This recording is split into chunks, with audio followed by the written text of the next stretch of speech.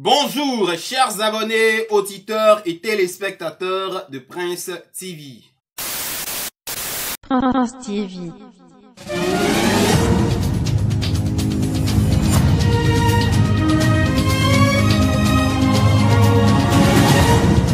Prince TV. On poursuit maintenant avec une information qui est née de la récente édition des Primudes, notamment les Primudes 2020. Vraiment, cette année Primudes là, il n'y a pas que la mauvaise organisation qui fait parler, il n'y a pas que des nominations étranges, bizarres, insensées qui font parler, surtout celle de Venom en tant que meilleur artiste coupé-décalé.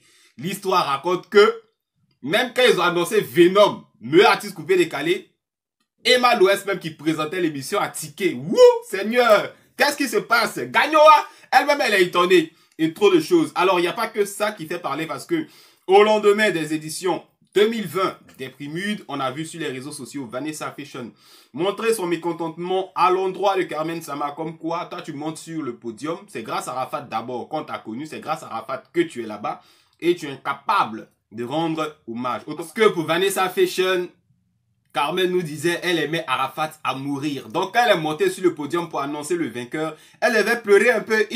Une minute de silence pour ange dédié Arafat, mon mari. Mais tout ça, on n'a pas vu. Automatiquement, le lendemain, on a entendu parler d'une plainte de Carmen Sama à l'endroit de Vanessa Fashion. Voilà, plainte pour harcèlement, dit-on. Mais on va vous révéler la vérité tout à l'heure. Automatiquement, moi, j'ai envie d'activer la VAR. Qu'est-ce qui se passe réellement entre Carmen Sama et les membres de la Yorgang? Parce que, soyons clairs, c'est Vanessa Fashion qui a envoyé Carmen Sama auprès de DJ Arafat. Vous vous rappelez, 3 ans, 4 ans en arrière, où il avait cassé le iPhone X et puis il parlait dans le Snap. Donc, si on en croit DJ Arafat, à l'époque, c'est Vanessa, la même Vanessa Fashion qui a envoyé Carmen à la Yorgang. Et puis les deux se déchirent comme ça aujourd'hui. C'est elle qui a livré le truc à Arafat. Automatiquement, je me demande, mais qu'est-ce qui s'est passé? Vous étiez tellement proches.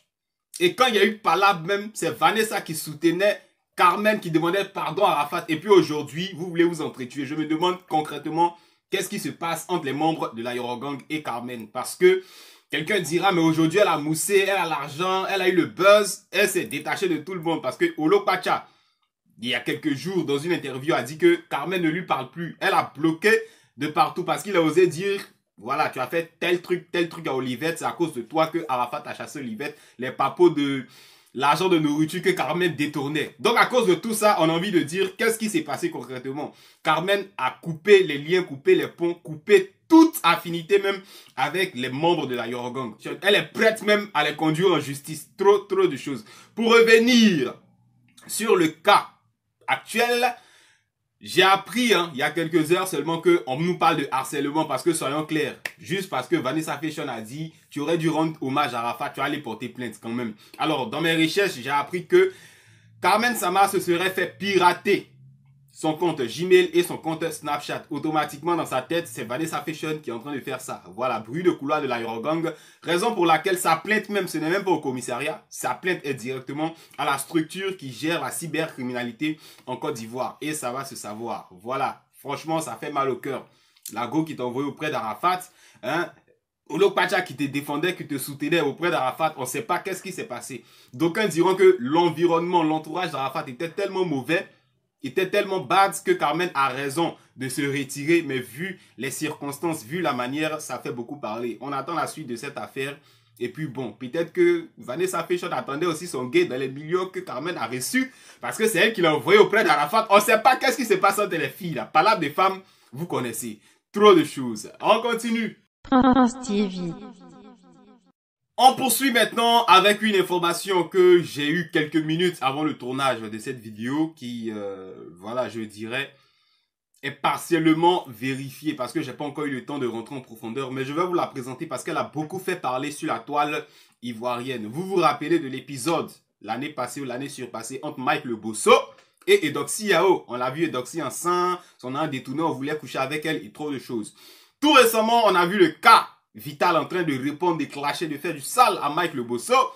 La Congolaise aussi qui s'est mariée, qui le narguait, qui se moquait de lui, il a réagi au niveau de la préfecture de police pour qu'elle soit capturée, pour que son mariage prenne une croix et trop de choses. Alors, il y a quelques minutes, j'apprends que Mike le Bosso est présentement en détention, en prison, je ne sais pas, le temps de l'enquête ou le temps de son jugement. C'est ce matin, j'ai appris. Hein. Je suis allé sur ses comptes sociaux pour vérifier si c'est vrai. Il n'a rien posté. Donc, on suppose qu'il n'est pas trop... Voilà, je répète, l'information est partiellement vérifiée. Mais on va faire comme France 24. Souvent, ils présentent une information et puis ils disent « Nous y reviendrons ». Voilà. Donc, Mike Le Bosso serait présentement en prison. Pourquoi? Il est accusé d'utiliser sa structure Bosso Production pour faire venir des artistes qui plus tard s'échappent dans la nature. Voilà. Pourtant, on se rappelle hein, l'année passée, sinon surpassée, dans le cas de Doxy Yao, avec le sang, avec les pleurs, avec les vidéos, on se disait le gars est cramé, mais il est sorti vainqueur du procès. Donc cette fois-ci là, ça va se savoir. Est-ce que c'est l'histoire de la Congolaise qui s'est échappée pour aller se marier qui a déclenché ce souci à Mike Le Bosso? Est-ce qu'il y a eu d'autres artistes auparavant qui se sont évadés dans la nature, qui ont accumulé des facteurs contre Mike Le Bosso? Ça va se savoir, mais pour le moment, on apprend qu'il a arrêté. Bon, c'est un peu dommage. Certains se montreront contents parce qu'il a fait beaucoup de salles aux filles du coupé-décalé, aux filles de la musique ivoirienne, même à certains hommes du showbiz ivoirien. Mais quand même, c'est un promoteur de spectacle. Et on espère qu'il s'en sortira. Voilà, on espère parce que c'est son mouvement. Bosso Production, c'est dans ça il mange.